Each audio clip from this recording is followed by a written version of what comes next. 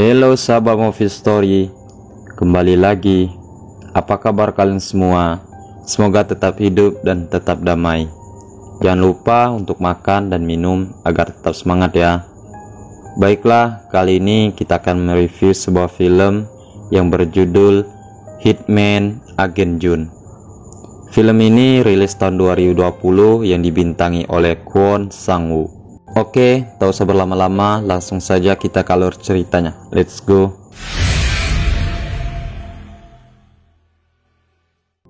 Di awal film ini dilihatkan seorang anak yang hobinya menggambar. Dia adalah Jun. Pada saat itu Jun didatangi oleh seorang agenis yang bernama Chun.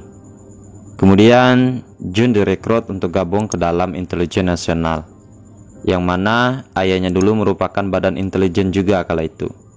Namun karena kecelakaan, kedua orang tuanya Jun meninggal dan dia menjadi seorang yatim piatu. Beberapa tahun kemudian, Jun yang sudah tumbuh dewasa, ia pun menjadi agen yang terbaik di situ. Ia selalu berhasil dalam melakukan misi yang disuruh oleh atasannya. Ia juga dapat banyak penghargaan, namun hobinya menggambar masih jadi rutinitasnya. Jun. Ketika itu ia ditugaskan untuk menangkap Jason, yang merupakan agen narkoba terbesar di Korea. Saat Jun hendak terjun payung dari helikopter, rupanya parasutnya tidak berfungsi.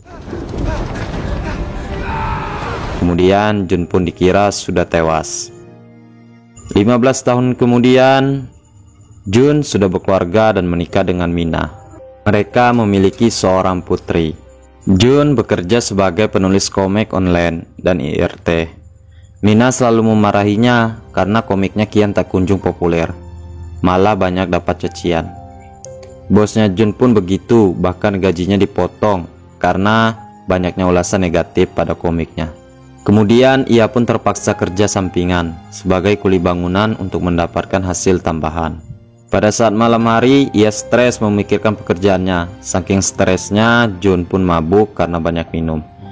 Tanpa sadar, ia menggambar komik yang menceritakan tentang dirinya saat ia menjadi agenis, bahkan tentang misi yang telah ia lakukan kala itu.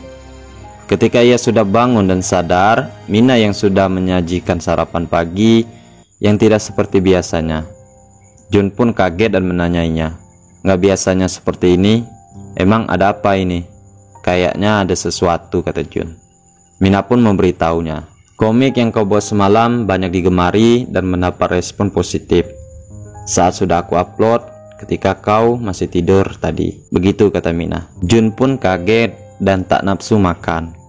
Kemudian ia mendatangi bosnya. Lalu ia meminta untuk dihapus karena itu berbahaya dan rahasia.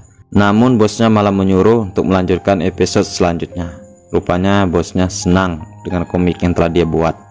Jun kebingungan dengan situasi ini. Pada saat ia menjemput anaknya pulang sekolah, ia menunggu di depan gerbang. Suasananya kala itu hujan. Ketika anaknya keluar, ia pun bersama temannya dan tanpa disadarinya bahwa ayahnya ada di situ. Namun ia malah pergi bersama temannya. Jun pun pulang dengan rasa kecewa. Saat ia tiba di rumah, Jun melihat buku catatan anaknya. Saat ia membacanya, Jun terharu dan menangis, di mana ia menyadari kalau anaknya begitu sedih melihat kondisi keluarganya yang semakin terpuruk karena ekonomi. Dengan begitu, ia memutuskan untuk melanjutkan cerita komik yang telah dibuat saat ia mabuk. Tak lama komiknya launching, di situ sudah banyak yang like dan komen positif. Jun pun semakin semangat, apalagi bosnya begitu mendukung, bahkan gajinya Jun pun naik 2 kali lipat. Di mana-mana orang membaca komik yang dibuat Jun. Namun pada saat episode yang berkenaan dengan Jason sudah launching, ia pun mengetahuinya dan langsung mencari Jun. Pada saat Jun di tempat kuli, ia didatangi oleh agenis. Namun ia berhasil mengalahkan mereka. Saat ia hendak kabur dari rumah, agenis pun sudah mendatanginya lagi. Kemudian ia berhasil ditangkap. Ketika ia diinterogasi, pada saat itu pula Jason menelpon. Lalu ia memberitahu kalau istrinya bersama dia. Kalau Mina ingin selamat, Jun harus membawa Chun ke tempatnya. Yang mana Jason ini dendam sangat dengan Chun karena ia telah membunuh adiknya dan menyiksa dirinya kala itu. Jun yang khawatir akan keselamatan istrinya, tanpa pikir panjang ia pun melawan lalu membawa Chun pergi. Kemudian Nis melacak keberadaan mereka dan mengejarnya. Namun ia berhasil lolos dari kejaran tersebut.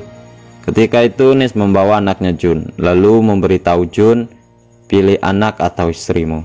Ketika hampir tiba di tempatnya Jason, Jun pun berputar balik arah dan memilih anaknya. Istri mah bisa dicari lagi nanti, katanya begitu sih. Mina yang melihat ia putar balik arah, ia pun kesal, dasar suami tak berguna, sialan kau, katanya. Saat Jun berhasil mendapatkan anaknya, di situ ia sudah ditodong pistol. Jun yang sudah pasrah dan tidak bisa ngapa-ngapain lagi, ia pun berlutut di situ. Kemudian anaknya Jun menceritakan tentang kisah sedih perjuangan ayahnya yang selalu dimarahi oleh ibunya, sehingga menjadi terharu lah kala itu. Lalu membantu Jun untuk menyelamatkan istrinya. Sebelum mereka datang ke lokasinya Jason, mereka membawa persiapan senjata. Jason pun sudah menunggu kedatangan mereka dari tadi. Tibanya di sana, Jun menyerahkan Chun kepada Jason dan meminta istrinya untuk dikembalikan. Begitu melihat istrinya, Jun kaget melihat Mina yang mabuk. Kau apakan istriku, kata Jun. Istrimu telah minum alkohol milikku, kata Jason. Kemudian Jason menyuruh Jun menyiksa Chun di kursi listrik, seperti mereka lakukan padanya kala masa itu. Di sisi lain, anak Jun yang berada dalam mobil, ia pun merekam kejadian tersebut, yang mana itu terhubung langsung ke Nis. Tidak lama kemudian pasukan agen Nis pun tiba dan langsung menyerang mereka. Saat sudah melumpuhkan semuanya, Jason kemudian menyerah. Ternyata anak buahnya Jason masih ada yang bersembunyi, lalu membalikan keadaan. Jun pun tertembak.